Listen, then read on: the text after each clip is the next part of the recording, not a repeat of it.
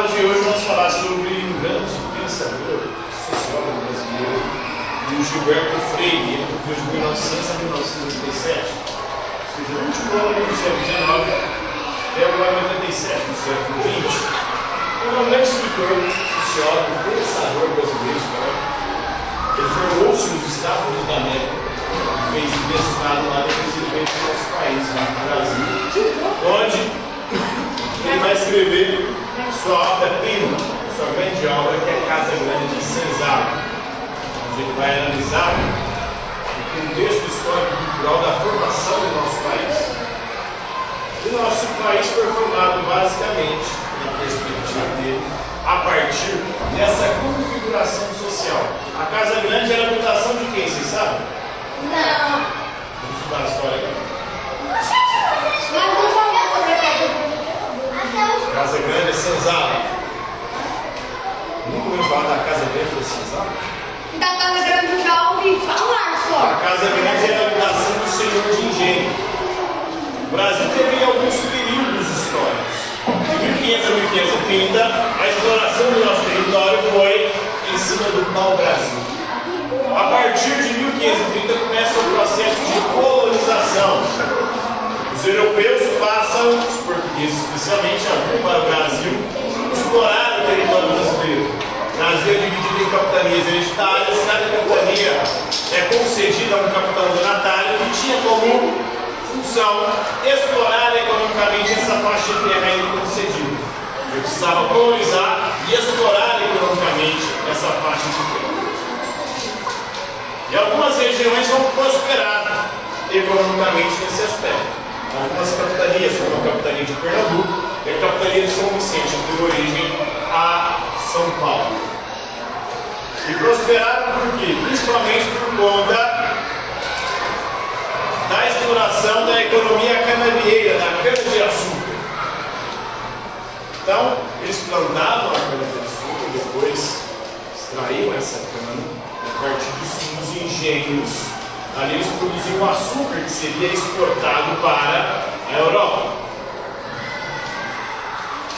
E aí, nesse contexto do engenho, tinham senhores de engenho que com sua família habitavam a Casa Grande. A Casa Grande era a habitação da elite brasileira. A elite que explorava principalmente a mão de obra escrava africana, utilizou durante algum tempo a mão de obra indígena, mas essa não era muito bem adaptada ao trabalho escravo e à produção de açúcar, enquanto a africana já era usada a mão de obra escrava africana pelos próprios portugueses da África. Então era uma mão de obra ali acostumada com esse tipo de trabalho. Já tinha algumas habilidades na arte de purgar o caldo de cana para transformá-lo em açúcar. E aí, a configuração brasileira se deu a partir dessa perspectiva. Uma sociedade patriarcal, onde o patriarca, o senhor do engenho que comandava, mandava e desmandava os seus engenhos, tinha um poder político significativo. Na Senzala habitavam os escravos. Eles eram explorados economicamente a sua mão de obra para produzir o açúcar e produzir também a riqueza dos senhores de engenho. Então, em 33, a de volta ao Brasil publicou essa sua obra-prima, né, sua grande obra, a Casa Grande de Senzala, uma das obras de sociologia mais influentes do século XX no país.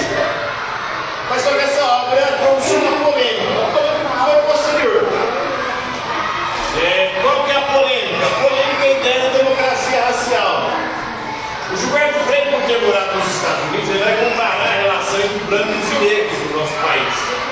Ele vai dizer que houve uma miscigenação e a miscigenação brasileira foi positiva, gerando uma democracia racial, como se todas as raças tivessem as mesmas oportunidades no nosso país. Tem?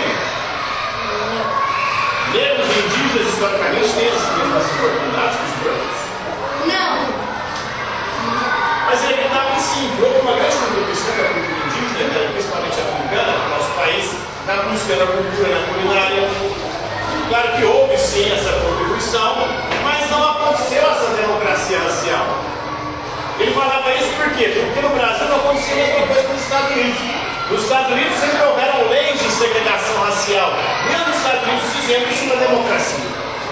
Lá tinha bairros de brancos e bairros de negros, escolas de brancos e escolas de negros, banheiros de brancos e banheiros de negros.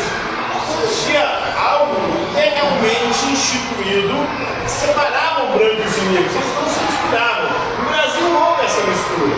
A maioria dos indígenas que não conseguem arrumar emprego, a FUNAI que ajuda eles, que no caso a FUNAI é Fundação Na verdade, a FUNAI precisa preservar a cultura, os territórios. Fundação Nacional Então, dos Descendentes. nos Estados Unidos, historicamente, houve essa segregação que acabou influenciando a não miscigenação, a não mistura e a marginalização dos negros lá. Aqui, teoricamente, por conta da miscigenação, o Brasil teria se tornado uma democracia racial, que é muito criticado na obra do Gilberto Freire, né? Então, a polêmica ideia de democracia racial no Brasil foi inaugurada no livro Casagrande Senzala, né? Propondo que a escravidão brasileira foi branda, diferentemente da norte-americana, que foi mais violenta. Inclusive, lá tinha KKK, que perseguia, assassinava negros, e que tentava impedir de todas as formas os negros de terem direitos. Martin Luther King, na década de 60, estava lutando pelos direitos civis dos negros dos Estados Unidos. Por conta dessa luta, ele foi assassinado. Malcolm X, outro que lutava pela igualdade de direitos dos negros, ele agia de forma um pouco mais violenta. Por isso ele é um pouco mais marginalizado ou criticado. O Martin Luther King buscava lutar pelos direitos dos negros através da não violência, enquanto o Malcolm X já apelava mais para atos violentos, na tentativa de conquistar direitos iguais para os negros dos Estados Unidos. Enquanto que no Brasil, teoricamente, os negros sempre tiveram os mesmos direitos, mas será que na prática foi assim?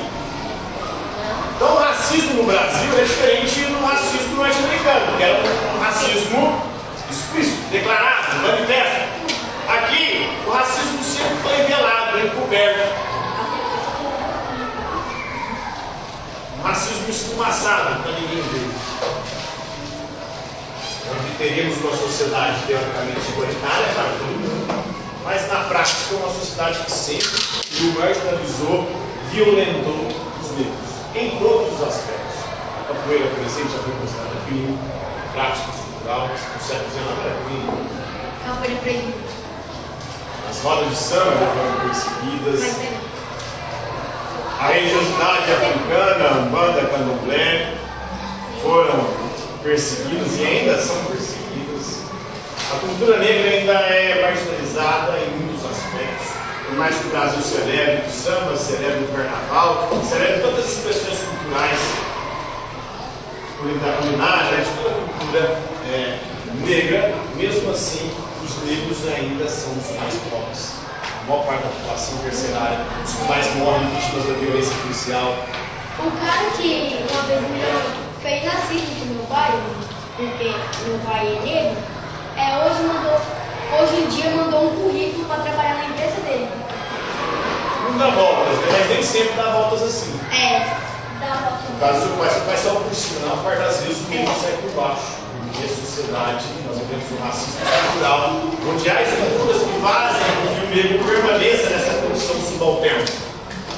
Em 1956 ele foi eleito para a Assembleia Nacional Constituinte, logo após o governo Getúlio Vargas. Ele participa da Constituição, da confecção da Constituição de 46. A Constituição foi depois, mudada, mas a gente tem várias constituições ao longo da sua história. A última Constituição nossa que rege nosso país atualmente é a Constituição de 1988.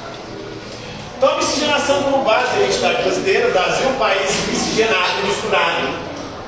Todos nós temos um pouco de negro, de indígena, de europeu.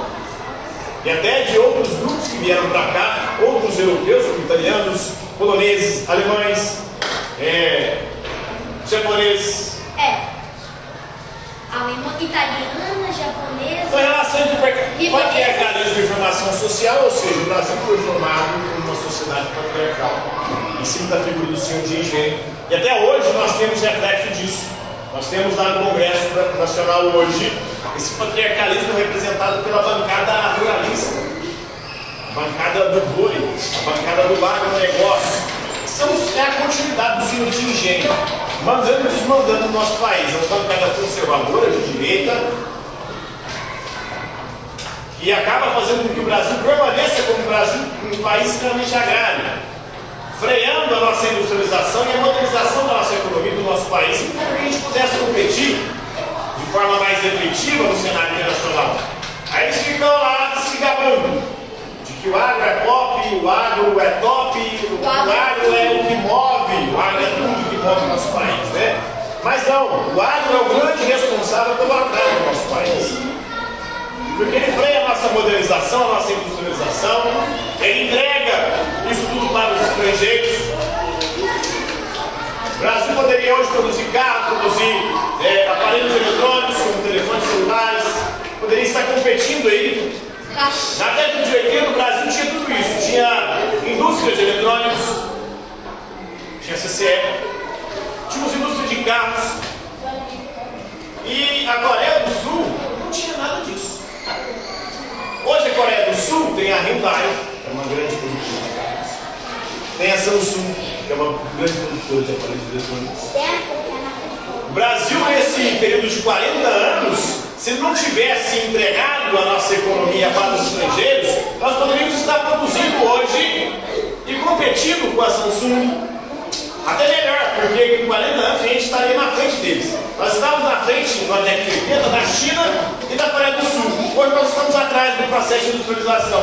Por quê? Porque se privatizou tudo no Brasil, não se privilegiou as empresas nacionais, matou elas no meio e privilegiou o agronegócio. Desde a década de 80 o Brasil sofre um processo de desindustrialização. E esse processo de desindustrialização é responsável pelo nosso atraso, responsável por nós termos empregos com salários tão baixos.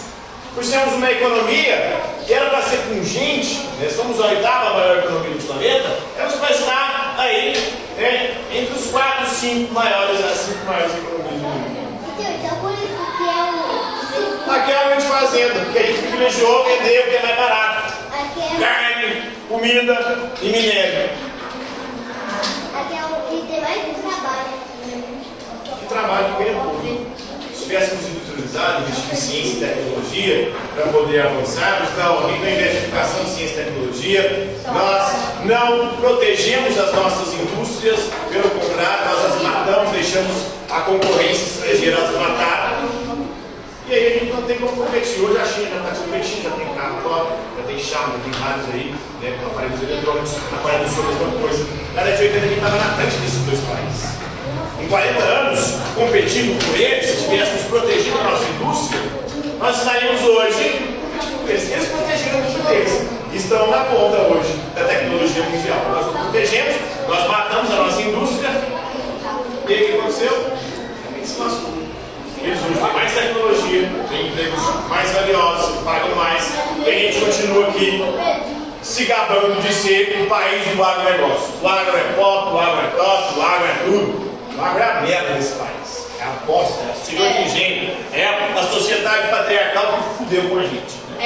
Então a cultura do tropicalismo, ele vai dizer que o fato de a gente estar entre os trópicos, isso influenciou a nossa cultura, o nosso comportamento, o nosso modo de ser e o jeitinho brasileiro. O brasileiro sempre tem que dar um jeito de resolver as coisas e muitas vezes esse jeitinho é burlando as regras, né? Ele passa um papel de escravidão na sociedade brasileira, um papel fundamental para a construção da nossa cultura, mas tem o problema do mito da democracia racial, né? Ele faz uma crítica ao racismo científico. Na época acreditava-se que miscigenar seria um mal para o nosso país, inclusive por isso que foram na Europa pedir para os europeus virem para cá, incentivar a imigração europeia, com medo do Brasil ser ficar preto ou miscigenado e ser um país atrasado por conta dos pretos, porque eles consideravam uma raça inferior, eles consideravam a miscigenação algo ruim. E ele vai ser um crítico disso. Ele tem alguns problemas com o mito da democracia racial, mas tem algumas críticas interessantes como o racismo científico. E vai ser um defensor do regionalismo, da diversidade cultural. São pontos positivos da teoria defendida por Gilberto Freire. Então, esse é um pouquinho desse pensador brasileiro que foi fundamental aí para o pensamento nacional. Beleza? Entenderam? Sim. Tranquilo? Favorável? Por hoje é isso aí. Amém.